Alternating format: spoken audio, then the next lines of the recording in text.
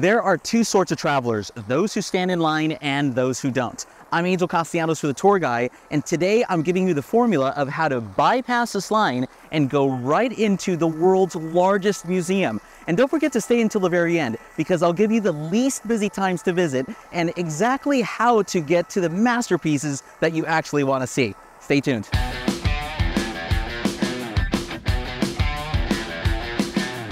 If you're headed to Paris, then the Louvre Museum is likely on your list as one of the top things to experience, and with good reason. It tells the story of humanity through art, from antiquity all the way to the 19th century, while housing some of the world's greatest masterpieces. The bad news is that everyone visiting Paris wants the same thing, and the museum is huge, with 400 rooms and 35,000 artworks that are impossible to see in one visit. But don't worry, we got you. The good news is this video will help you plan your visit so you can save time and have more fun.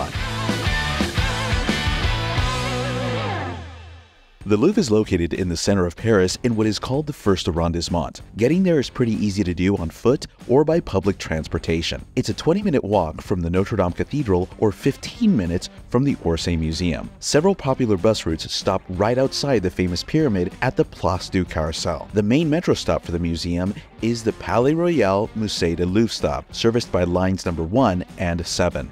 Since this is one of the most popular sites in Paris and one of the greatest museums on the planet, you'll want to book your ticket or tour well in advance. Starting on January 15th, online tickets booked through the Louvre website are now €22, and they include a reservation time slot. If you have a Paris Museum Pass, which grants you access to the museum, timed reservations are still required and are free to book on the Louvre website. We're tackling one of the heavy hitters, the Louvre, which is the largest museum in the world. There's 35,000 pieces of art inside.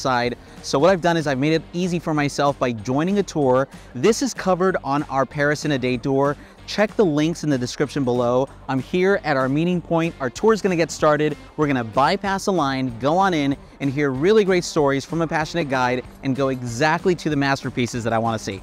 For more details on what to see at the Louvre, check out our free online guide on our blog for more information. This former Grand Royal Palace is now a mega monument. The building is shaped like the letter U, with the famous glass pyramid right in the middle. The arms of the museum stretch out towards the Tuileries Gardens and the Orangerie Museum. The Louvre is closed on Tuesdays and open late on Fridays. Some days are more crowded than others, so the worst days to visit are Mondays because Versailles is closed that day, and Wednesdays and Sundays. Ideally, you want to visit on Friday or Thursday for less crowds. There are several ways to enter the Louvre. The Porte de Lyon entrance is often referred to as a secret entrance on social media, but there are things that you should know. This entrance does not have lockers, so you may be turned away, and it's closed on Fridays. The iconic pyramid is the main entrance and often crowded. It's located in the center of the complex and you can't miss it. The easiest entrance, and the one that I recommend, is the Carousel entrance. The metro stop Palais Royal leads to an underground shopping mall called the Carrousel du Louvre. Walk through this mall and this will bring you to the underground security entrance, which is much less crowded. Remember, large bags and suitcases are not permitted. Lockers are available free of charge for smaller items. We've departed our meeting point. We're now at the group entrance and we get a sort of a fast track into the Louvre. If you don't want to deal with entrances or tickets, don't worry, we got you, because our groups have access to a dedicated entrance. Also included in your ticket is a passionate guide that will make your visit memorable. The story of the Louvre begins not as a palace, but as a mighty fortress. It was originally built in the 12th century as a fortress by King Philip II. Over the centuries, it underwent several transformations and served various purposes. It was during the reign of King Francis I in the 16th century that the Louvre underwent significant changes to become a royal palace in the Renaissance style. The Louvre became a symbol of the monarchy's power and grandeur. On September 16, 1792, the museum was founded by the National Assembly after the fall of the monarchy. The museum is massive, so be sure to wear comfortable shoes. It's over 782 square feet or 72 square meters, which is the equivalent of 13 American football fields or 15 soccer pitches. The layout of the museum is divided into 3 main wings. Each of the wings has at least 4 floors. The Richelieu wing on the north side houses Near Eastern antiquities along with French and German paintings. The Denon Wing is where you'll find Egyptian art, Greek and Roman antiquities, and European paintings. The masterpieces you've seen in history books like the Winged Victory of Samothrace, the Mona Lisa, Cupid and Psyche by Canova, and the Coronation of Napoleon are all located in this wing.